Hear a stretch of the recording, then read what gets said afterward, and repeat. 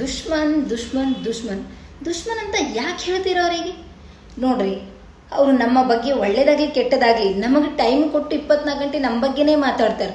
ನಮ್ಮ ಸೋಲು ಗೆಲುವಿನ ಬಗ್ಗೆ ಡೀಪಾಗಿ ಡಿಸ್ಕಷನ್ ಮಾಡ್ತಾರೆ.